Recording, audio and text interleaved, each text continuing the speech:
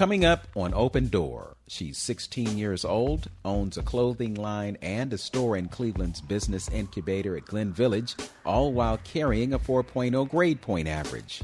He's a DJ, producer, runs a nonprofit for young people, and is a former member of the hip-hop group Midwest Mafia. I'll talk to Sha'Miah Richardson of Living Rich and DJ Phatty Banks. I'll also give you details on a recently announced program to get money to artists affected by the COVID-19 pandemic. And finally, a new spoken word composition inspired by the 2020 election. Open Door with Vince Robinson starts right now. You're 17 years old. No, I'm 16. Actually. Oh, you're 16? Yes. All right. And you are owner or co-owner of this business here in Glen Village? Yes. All right. Where did the idea for this come from? The idea originally came from my mother. When she was younger, she was a tomboy and she was always into streetwear, like polo, Tommy Hilfiger, but there was a lot of things that she couldn't afford. Her mom couldn't afford to get her, so when she was younger, she always said that when she got older, she would start her own clothing line. But of course, she had me when she was 17, so that set her back. And we kind of grew together, and as we grew together, I adapted her sense of style. She always was wearing hats and hoodies and t-shirts, so, I'm a little more girlier than her, but, I was into the same thing. So then when I was, I'm 16 right now, so in 2015, I was around like 10, we started our clothing line. And at first we were just doing like women clothing, and we just had a website. So we were just selling t-shirts with like women designs in there. And then all the men were like, we want to live rich too. Where our merch at? So then we expanded to men. And like for the first 2 years, we were just doing like pop-up shops around Cleveland, any events that wanted vendors. We were just attending them and getting our name out there.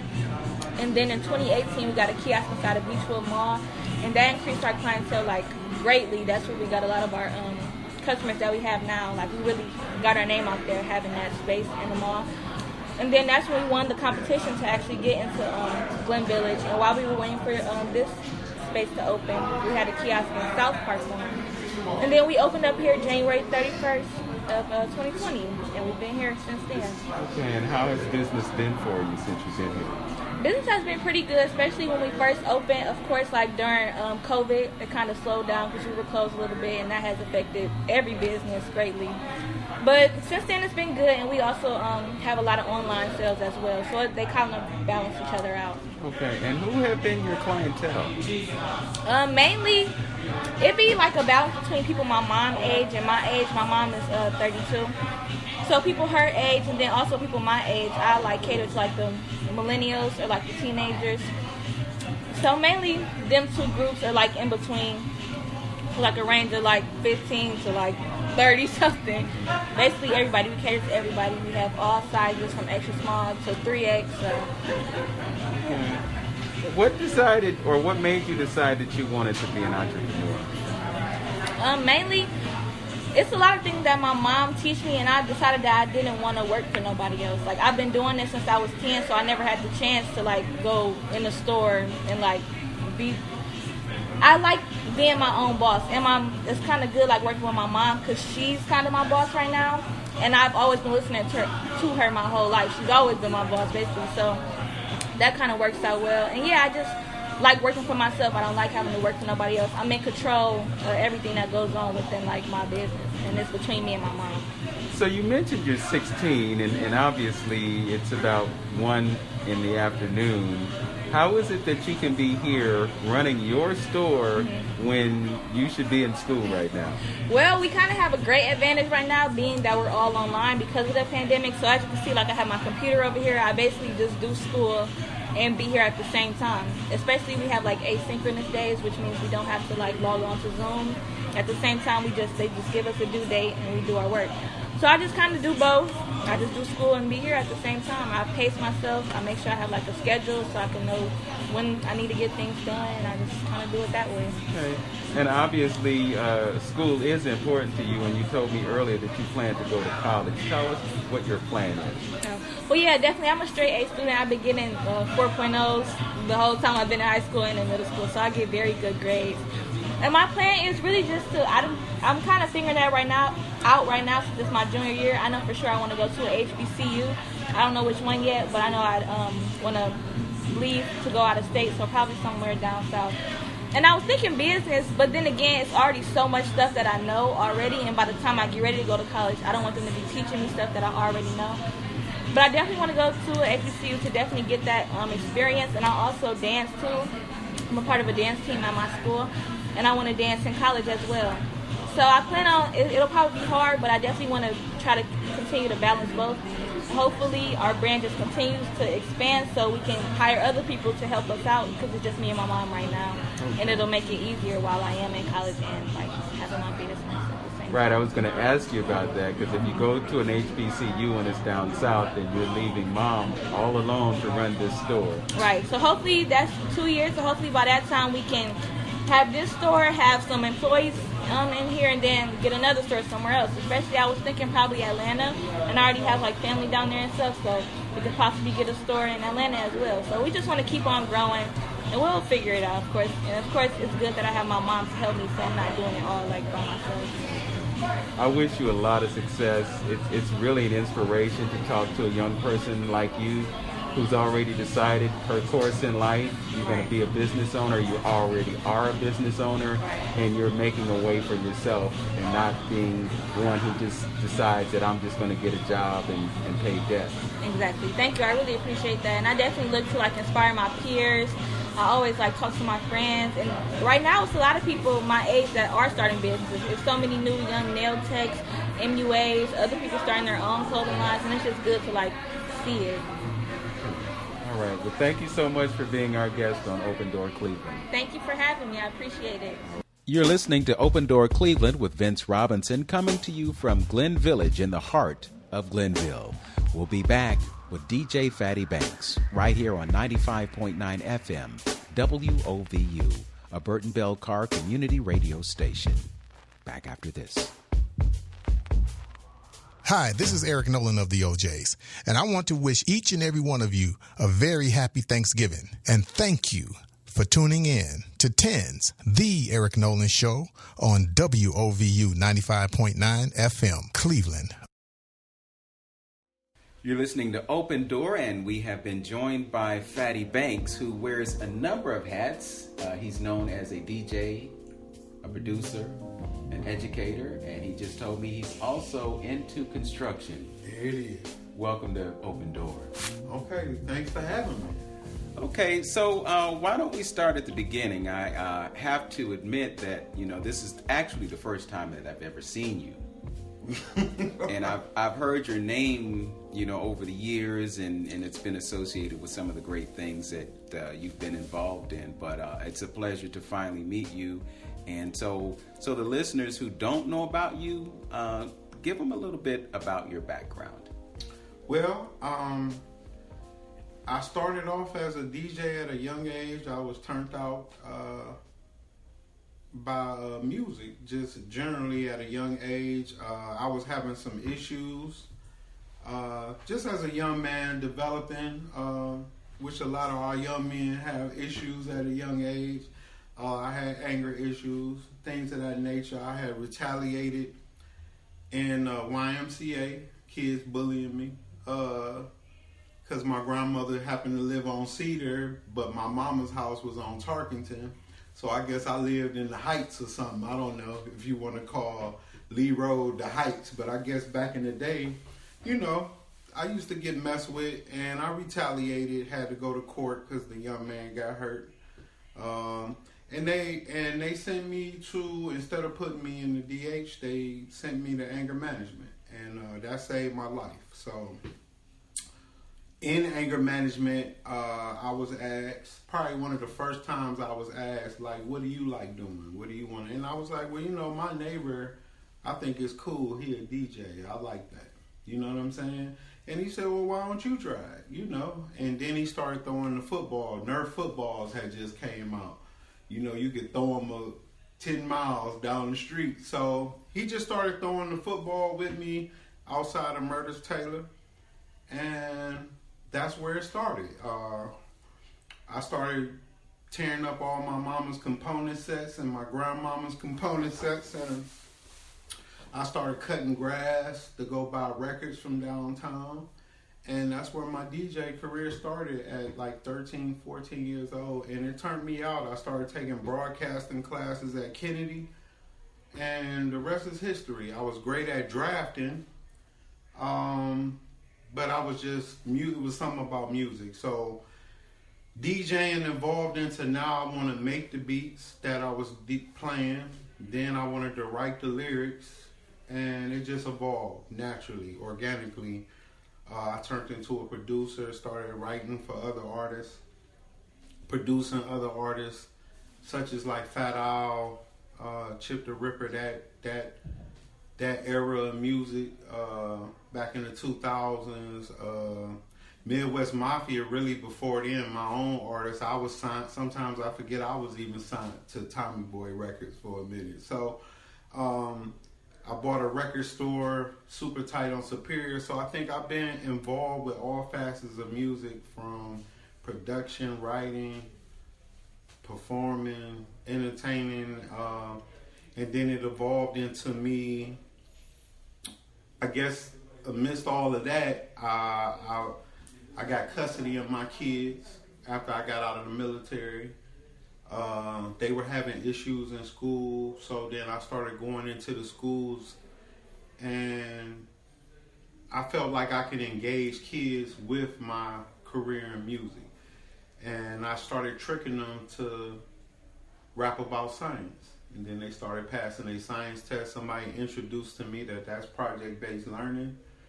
And the rest is history. So now it's 16 years later, reading RAM. RAM stands for Recording Arts, Music, and Media.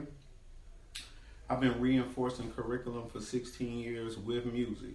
Media, film, journalism, books, media, just media in general. So I'm glad I put that extra M at the end. So RAM is spelled R-A-M-M, because it just opened the horizon to use all media to reinforce curriculum. So that's kind of like, I guess in a short gist, how I evolved to where I'm at right now. Okay. So you got into an altercation with someone, and then you ended up having to go through anger management, right, and it changed your life. Changed my life. When you engaged in that fisticuffs, you weren't Phatty Banks. No. So tell us about the genesis and where the idea of Phatty Banks came from. Well, my DJ name was Fat Skills at the time.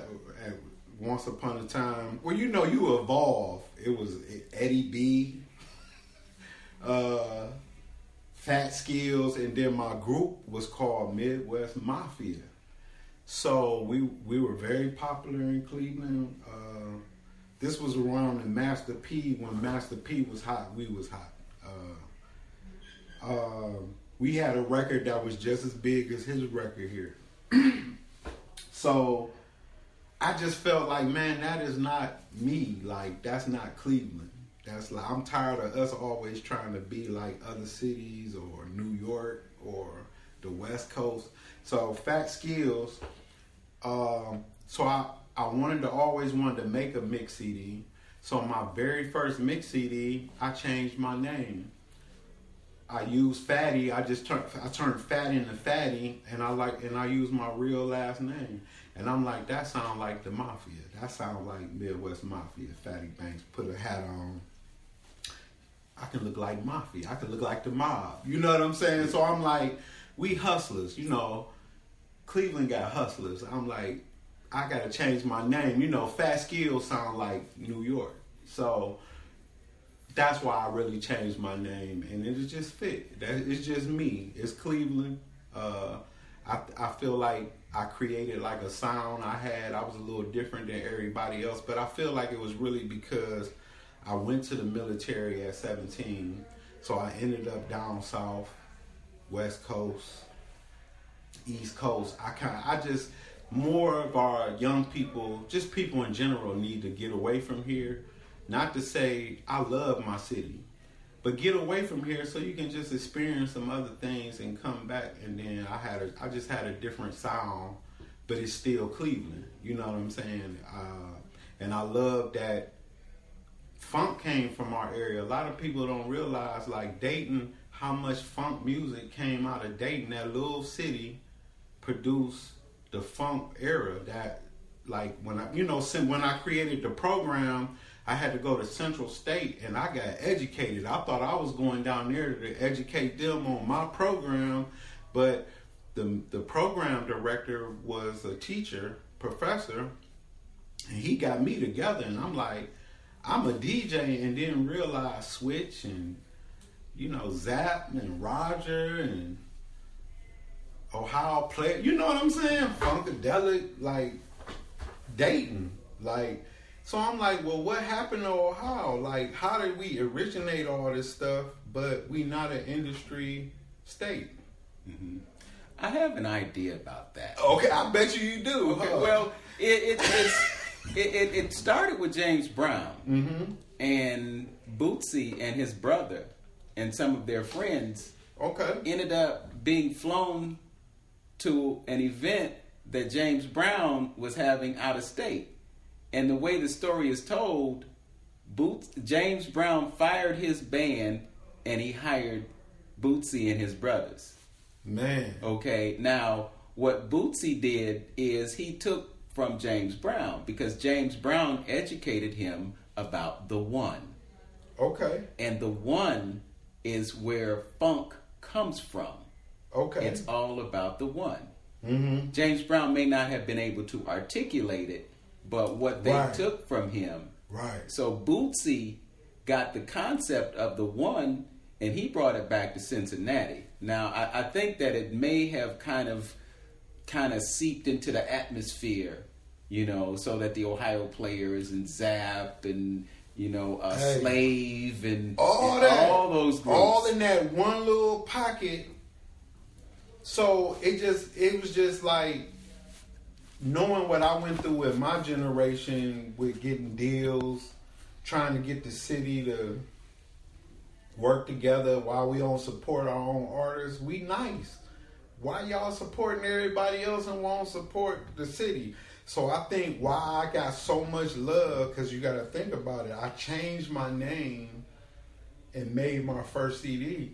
I think I just tricked the city. They thought I was from somewhere else.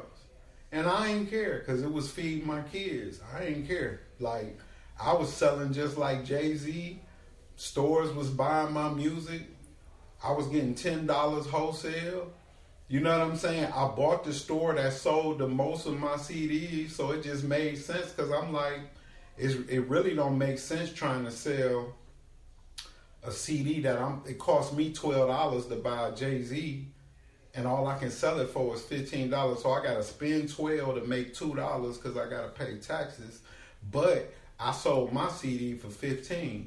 It only cost me a couple dollars to make my CD. That's why I had a record store so long, because my CD sold and made the most money. And I just feel like I've just been an entrepreneur since I was 15, because I remember my mom took me to the store. I used to buy mixtapes from Revco. I mean, my tapes, a Memorex from Revco, 2 tapes cost me $10. She took me into some big box store. I don't remember what, it wasn't a Sam's Club or, whatever it was back in the day. And I'm like, man, you could buy 10 for, I just always thought like an entrepreneur at a young age. So I'm like, man, I could sell 10 tapes and make $100 and only spend 10. I was...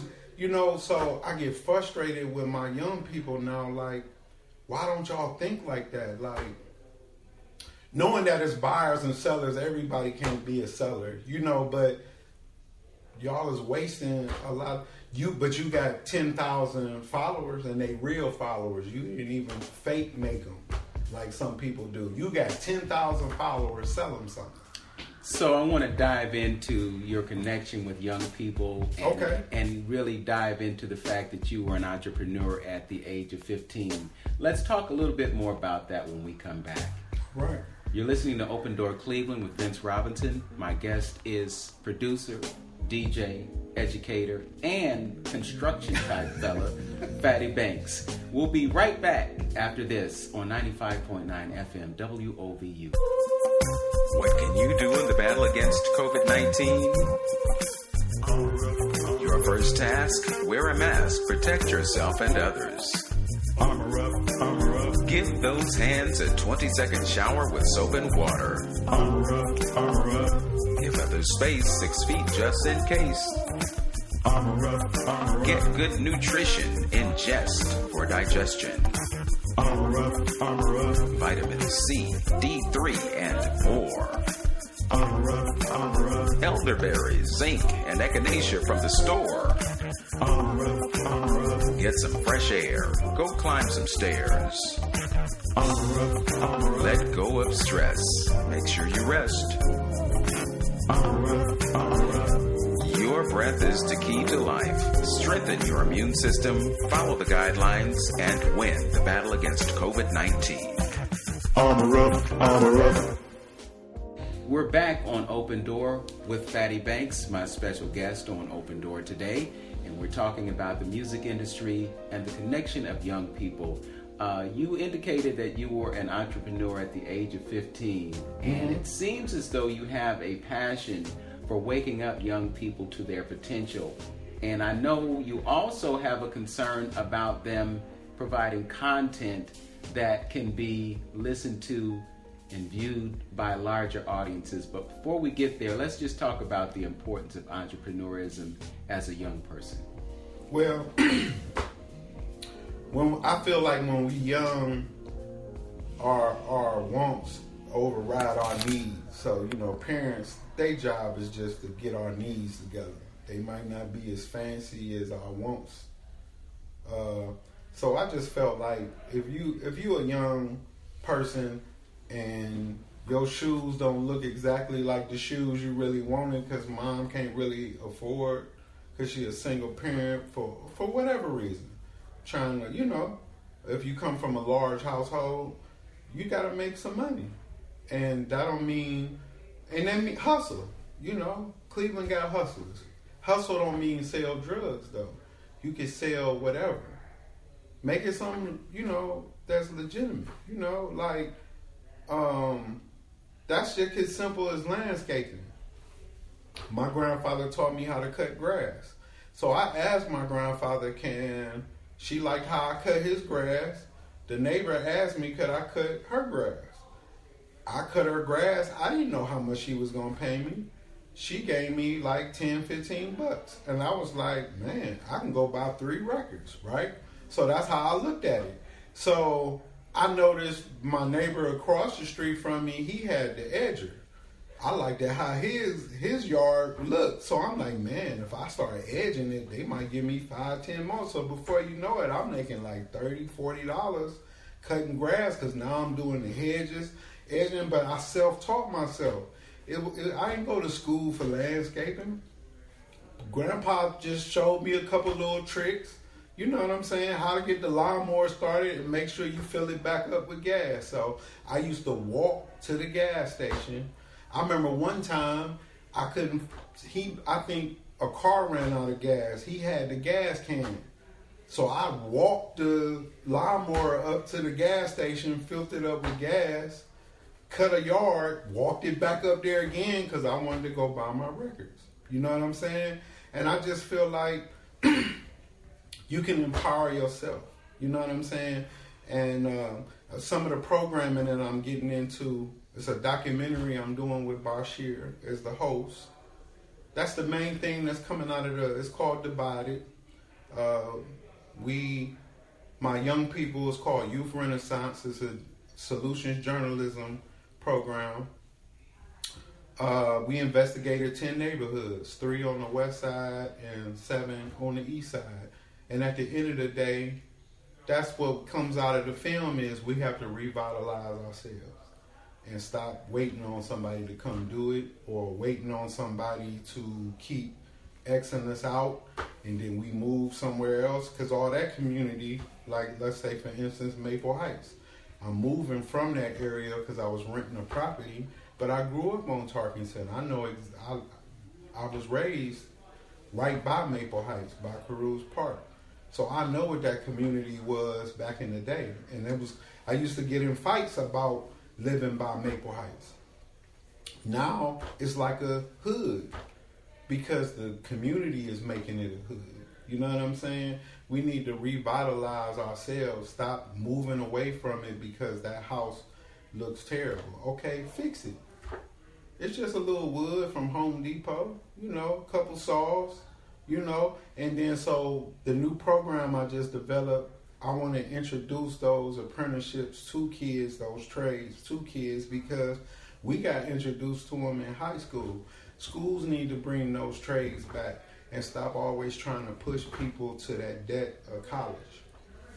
A lot of people, my brother was one of the one year when they had the initiative trying to get more black teachers. He did it, went to school, and he teach math. One of the major subjects. He was one of the first teachers that was let go because he was young, didn't have no seniority. Why don't you get some of them old folks out of there? I'm an old folk now. You know, I'm 50. I know I'm not that old, but get some of them out of there. Why would you send a young 20-year-old math, black, can connect with the kids, still play the Xbox like they do? Why would you kick him out? So he works for VA. You know what I'm saying? He don't even work, and he paying college debt for school to be a school teacher. But how many people you know like that don't went to school for something? So, okay, we need people to do construction. We need people to do some plumbing, put some doors up, some wood, carpentry, measure. That's math. That's, you know what I'm saying? Let's bring all that back. And then all these lost kids out here can be out here on Euclid, 105. When they did all this work outside of this building, how many was black? You know? And you can't blame it on government all the time. How many of us was in a position to do the work or get in the union or know the union? So you can't blame it all on or how they say, the white man. No, blame yourself. You know, we got to start putting ourselves in a position sometimes to get the contract that's on Euclid, $10 million. How many of us is out there making that $10 million? So that's what I'm on now. So I'm on this revitalization because we went through 10 neighborhoods. A lot of them had the same story. Some are doing better than others on how they're revitalizing. But at the end of the day, the community, a lot of them is just sit back watching it happen. There's a lot of people getting rich, wealthy off of that revitalization. We got to start getting in a part of that. You know what I'm saying? So earlier today, we were in a business that's here at Glen Village. Yes. With a 16-year-old girl. Right. Who owns a store in here. And she's actually going to school while she's running the store. And you told me that you know this young person. Yeah. Tell me this story. She's a majorette dancer. I met her and her mom. Her mom was one of the most active parents in the program, but I took on a majorette because it was kind of in chaos. And they needed some direction and some funding. And what it was, one of the first projects that I took on for them was I put some funding together out of a grant that I got, and I let them go to Wisconsin to perform in a competition. So for about 2 years, I was over a majorette, team. Never knew I'd be into that, but I worked with young people. So that's when I think they came up with the Living Rich. And I was like, that's dope, and it just reminded me of me. We should have more kids like that. And she was the kid that didn't even have the most followers. There was another girl that was the most popular. I told her, I'm like, well, you probably should partner with her if y'all wasn't like bumping heads or trying to outdo each other. Like, you should partner with her because she got over 10,000 followers, right? You only got about 600-700, right? So at the end of the day, I was like, why don't more of y'all think like that? Stop being consumers and start selling some things. Take advantage that y'all got all these people paying attention to you. It just looked different than, because we used to have to get out there and grind. We had to print up flyers and put them on poles and Like, y'all can just post something and then thousands of people see it, and then people help you by retweeting it, and you know. So I think it's awesome. That's the story. That's and us as our generation, our grown folks, we got to start promoting young ladies like her that's out here, because that's what we need. We need more young ladies like her to want to take charge and doing her homework, running her store, understanding rent is due. The real. She just gonna move different. She's gonna be wealthy. I can just tell you that right now. It say living rich, but I know she got the mind state already that she's gonna be wealthy. I was teaching that to some kids. What's the difference of being rich and wealthy just yesterday? And that's a perfect example right there. It's like she building at 15, 16 years old. She got it. Like, she off and running, because she understands the whole, like, everything. You can't tell her nothing. Right. You know what I'm saying? You can't tell. And she educating herself, because at the end of the day, if you can read and add, you fine. You don't need a professor. And then, because you can still go buy the book yourself that you would have had to buy minus the school degree. So that's basically what I did with my career in music. I still had all the books. I went to school for like 3 weeks. Had to drop out to get custody of my kids back in Cleveland. I was at the Art Institute. $8,000. Then, and dropped out and had to leave school. And, you know, so financial literacy, I'm big on that now, because 3 years ago, I decided, you know what, let me pay these people their money back. But all these years, that $8,000 had my credit poor. I started paying them $5 a month. Like, the people kept begging me, you can pay $5, Mr. Banks. I paid $5 6 months in a row, and it boosted my credit score 60 points. And I'm like, dummy, you should have just been paid this stuff off. So I started paying $100. I started paying all my old medical bills off. Credit score went up some more. Before you know it, we bought a house this year. You know what I'm saying? So now I'm just living what I preach all the way now, that true enough, to revitalize ourselves totally in the community, we have to understand financial literacy. We have to get our credit together so we can purchase these properties and stop renting and making somebody else wealthy. You know what I'm saying? You can go buy that house for $1 out the land bank, put about 10, 20 in it, and now you can flip it for 50, 60,000. You know, So in essence, what you're saying is if you make sense, you can make dollars. There it is. Okay. All day. All right. So we want to talk a little bit more about your connection to young people, but specifically I want to talk to you about your impact on their content.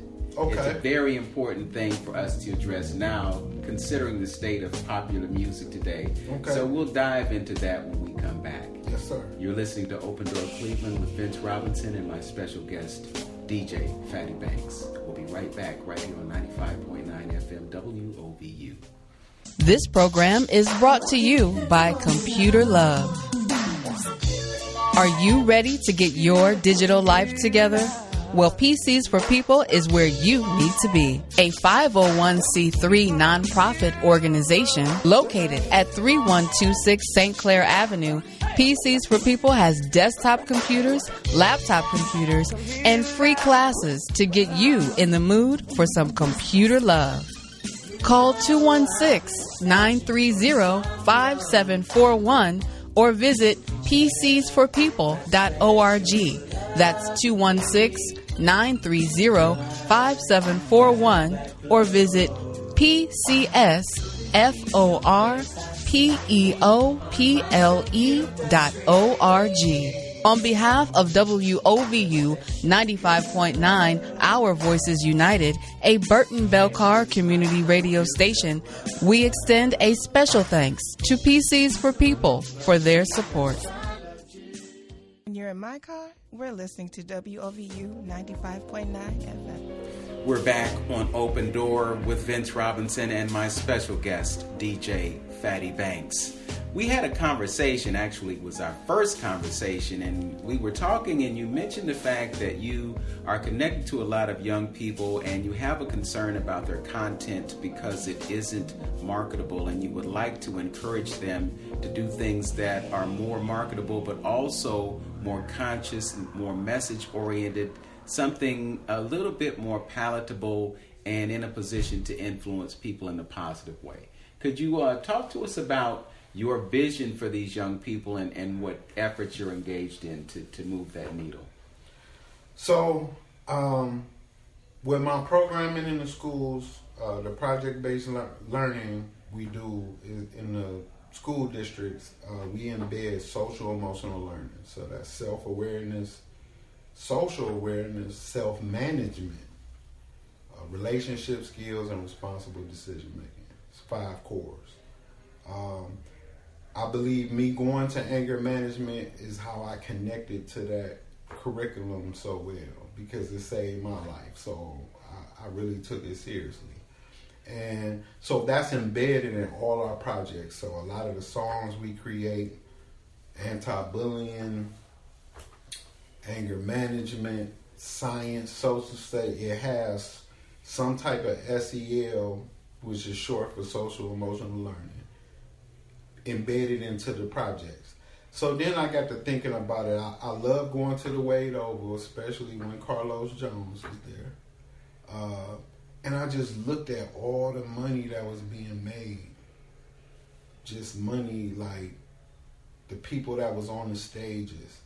And hip hop was not on the stage. And that's where the idea came from. I'm like, man, so now I need to do SEL with adults. And I felt like I'm going to put a program together where I could help artists that typically make music that you cannot put on a stage in a family environment, and make specific songs with them to help with our mental health, as well as, because I feel like if you live in the hood, any of our inner city neighborhoods, or and a lot of our outer ring suburbs, is you dealing with stress, post-traumatic stress, and don't realize it. That's why a lot of people walk around angry, mean mugging, because I feel like a lot of our community don't embrace mental health.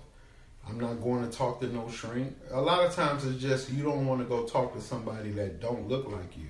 So I try to push people, like, if you're interested in this, go in this field, because you could probably make a lot of money, because there's not a lot of people that look like us that are therapists. And then I feel like more of our community would go talk to somebody if they look like me or you, and talk about anger. Because he didn't look like me, who I talked to, but I was young, and the judge told me I had to go talk to him, but it helped me. And he was able to talk that out of me. You know what I'm saying? Me wanting to do, because mom is mad, you know, because I'm causing her problems. She got to go to court. You know what I'm saying? I'm blowing up at home. Mom ain't trying to talk about me DJing or what do you want to do. And it's just, that comes with being a parent. You got to deal with bills, stress, single parent, her abusive relationship. You know what I'm saying? Domestic violence. You know, I saw domestic violence, things of that nature. So I feel like, man, if I could produce songs with artists that deal with mental health, being a father, gun violence, the consequences of gun violence. I'd rather take an artist that's all he holler about, right? Let's talk about the consequences. You don't never talk about the consequences. Like artists like Scarface, never seen a man cry till I seen a man die. You always heard about the consequences of people's actions. Okay? I loved a lot of our 90s music. You know, even though you called it gangster, they was keeping it real. Ice Cube. The reason why Ice Cube got accepted to make family movies, Ice Cube didn't say he was selling drugs. He said he saw the dope man. He didn't say he was selling dope. He wasn't lying. The dope man. But y'all called it gangster music. You know what I'm saying? So I would love to take some of these artists. Some year, somewhere in all of this, somebody felt like, man, to make me that raw artist, I gotta say I sell the drugs. All the artists that sold the drugs, they go to jail. And it don't matter that you was hot. You in jail. How can you perform? You can't make no money in jail. Yeah, we listening to your music. Yeah, he real. Yeah, but he in jail. He not making no money. He not building no wealth. Go ahead. What conversations do you have with them about their motivation to be creators? Because I know a lot of kids, a lot of young people get into the industry because they want to make money. Mm-hmm. But if you're true as an artist, it's about the work. It's about the art. It's not so much about the money. And I think one of the shortcomings that young folks have now is they don't understand that show business is 90% business and 10% show. Definitely. So I think that's the first lesson I give them, because they feel, I ask them, it's certain artists they listen to, and I ask them, I'm like, how much money you think he got?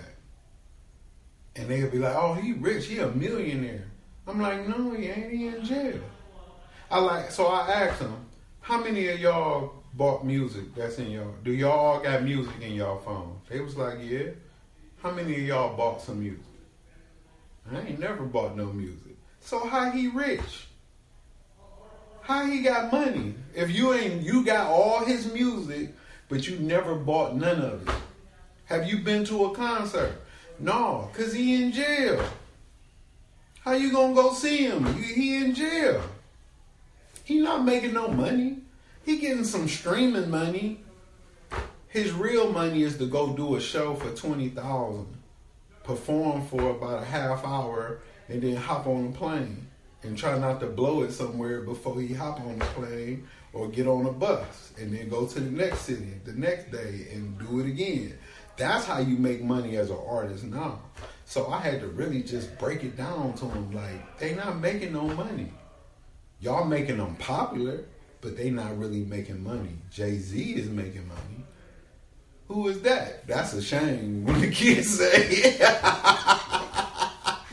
like, he that old, like, you know, but and that, you know, the story I told, the difference between rich and wealthy, I was trying to come up with how I could explain it to him. So I said, Lil Wayne, is he too old that y'all don't know who he is? They was like, yeah, we know who Lil Wayne is. So I'm like, okay, Lil Wayne, why isn't he so hot right now? So they came up with everything, but he said Emmett Till in his song and disrespected Emmett Till and his family because he used it in a metaphor in the song, you know, which was terrible. NAACP came down on him, pulled all his endorsement contracts. He lost millions of dollars. Well, he was rich. Okay? So somebody that's rich is somebody that made some money, but it just kept spinning it away. Because now he don't make hits no more. He not getting endorsements. Jay-Z makes clothing lines, businesses, platforms, digital media platforms. You got to license it. That's wealth. His wife, catalog, you know, this and that, wealth. That's wealth. Their kids, they're inheriting wealth. You know what I'm saying? Lil Wayne was rich. You know what I'm saying? So I feel like if we start teaching these kids these lessons like that, change their music, I feel like we can start making some music for our community that'll help it. We can start getting these arts and culture dollars to some of our artists that have never seen that money. And so my vision is to have a hip-hop concert with a lot of our underground artists that are hot in the hood. Everybody know them all. Like Baby Girl with the Living Rich store, she know all those artists, but never seen them on Wade Oval. You know what I'm saying? So I want to produce appropriate music with them that address mental health, and do a whole festival like that and tour it around. So that's my vision. Okay. Give us the particulars on your organization and how folks can connect with you. So, Reading Ram, Ram Pages, RAMM Pages.com is how you can get connected with all our work we do, our journalism, the films, the videos, a lot of the projects we do. Go to Ram Pages. If you got kids that's interested in virtual media is what I call it, learning how to do media virtually right now because of COVID. There are applications on there. Fill out an application to get a scholarship, and then we'll even teach you podcasting virtually, because I'm going to send you a USB mic and some headphones for free. So take advantage of it. So that's Ram Pages, RAMM Pages.com. My Instagram is my name, DJ Phatty, Phatty Banks. Facebook, I guess you could say I be on there. I have a Facebook, but I think I do too much to be on Facebook. And that's basically how you can get in contact with me. Okay. All right. Well, DJ Phatty Banks, it has been an extreme pleasure to have this conversation with you, and I look forward to seeing the fruits of your labor in those performances of young people at Wade Oval. Okay, that's the goal, bro. Whether it be on a Wednesday or another day. We're going to make our own day. All right. And it's cool, but that's the goal. All right. Let's teach these folks. Okay? Okay. Thanks for joining us. You've been listening to Open Door with Vince Robinson and my special guest, Phatty Banks. That's DJ Phatty Banks on Open Door Cleveland. Coming up, $2,500 allocations for artists in Cleveland who lost opportunity due to the pandemic, and a new spoken word composition by your host, Vince Robinson, on 95.9 FM WOVU, a Burton Bell Carr community radio station. We are WOVU 95.9 FM. Our voices united. United to enhance our community. United to be a beacon of hope. United to empower our community. WOVU 95.9. Our voices united. Open Door Cleveland looks at the lives of people here and abroad, navigating the realms of art, culture, and society. I'm Vince Robinson. Tune in for inspired conversation with an array of guests and subject matter experts right here on 95.9 FM WOVU, Monday mornings at 11. Stream us live at WOVU.org or enjoy us live by purchasing the WOVU app from your favorite app store. Open Door Cleveland, Monday mornings at 11 on 95.9 FM WOVU, a Burton Bell Carr community radio station. Crazy T, what are you doing? What you mean?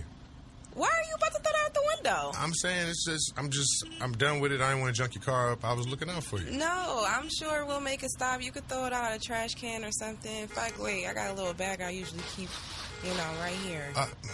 I'm saying, is it that big a deal? The window's right here. Of course. This is our community. We live here. This is our community. Yeah, I know. You're right. Why would you want to junk up our own community? I didn't know you was going to get all, whatever, civil rights on it or whatever. You're right. You're right. My bad. I didn't know. You should be in the uproar yourself, too, when you see people do it. You know what? I'm going to do better, because, this is my community. I got to live here. You're right. We all need to do better. Don't litter. Littering is a serious offense, punishable by fines up to $500 and or 60 days in jail. Don't litter. This is your community. Brought to you by WOVU 95.9 BBC Community Radio. Our voices united. My name is Robert Johnson Jr. This is Corey Jenkins. And Courtney Jenkins. This is Artemis Carter. Hi, this is Anita Isom. This is Delvis Valentine. This is Susan Lecoq. Eric Nolan is in the building. I am Talitha Kube, and you're listening to 95.9 FM WOVU. We're streaming live on WOVU.org.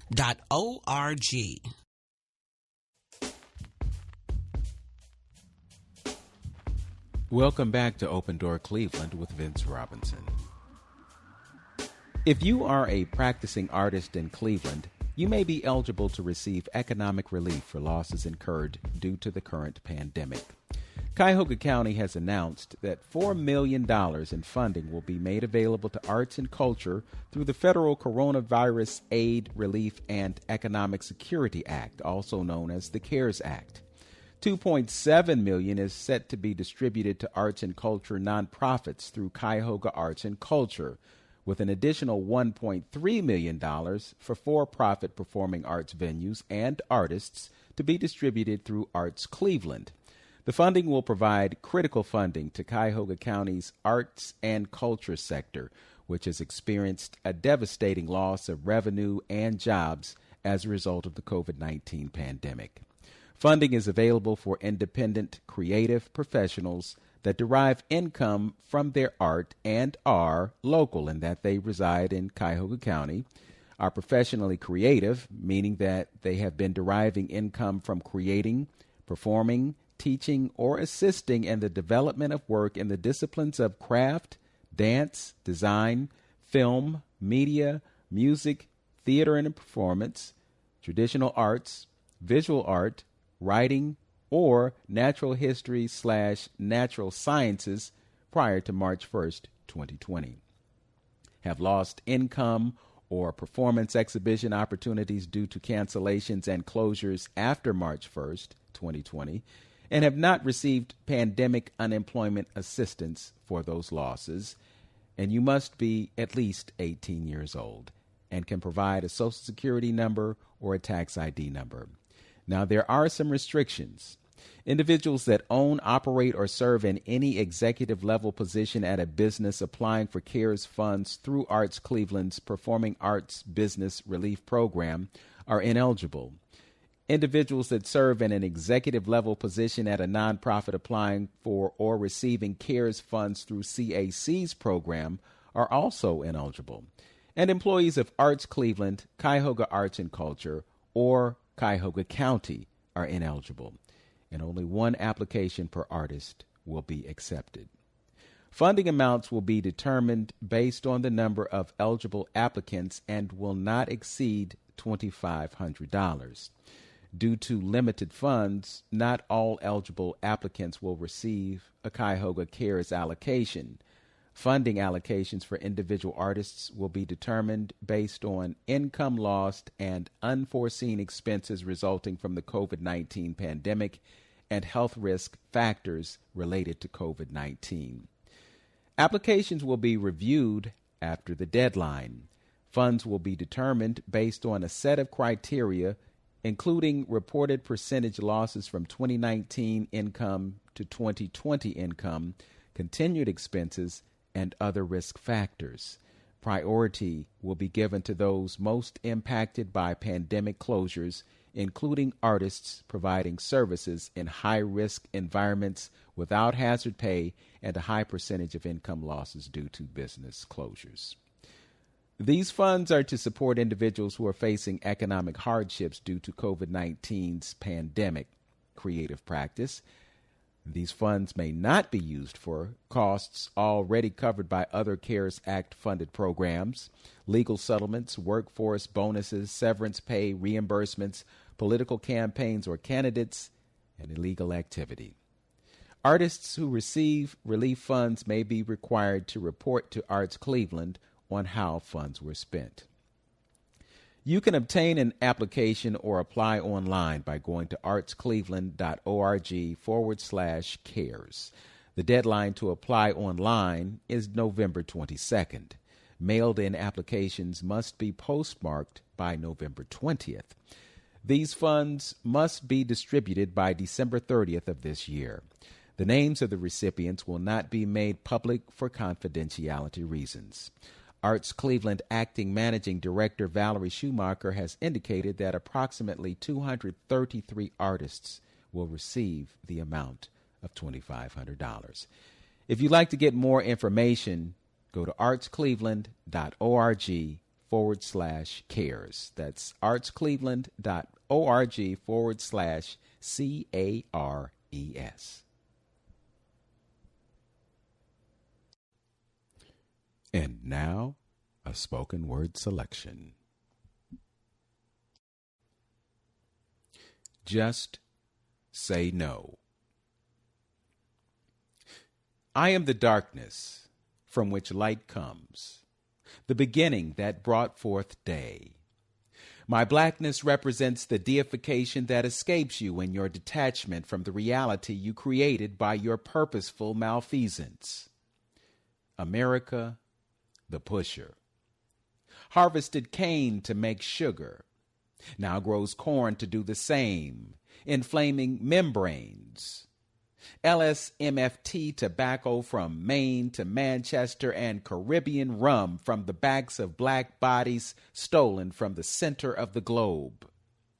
America, the pusher of toxic cocktails with exotic monikers, pharmaceutical concoctions causing cortisol and alcohol dependency, washing down chemical-laden degeneracy, pleasurable delicacies for dopamine fiends, connoisseurs. Carnivorous consumption masks the assumption of innocence in the social acceptance of affliction addiction, and the cycles of treatment that follow diagnosis from the dangerous delights in bright packages. Snacks stacked in pantries preparing for COVID lockdowns for surging numbers, and the right around the corner answers that come at the cost of sovereignty.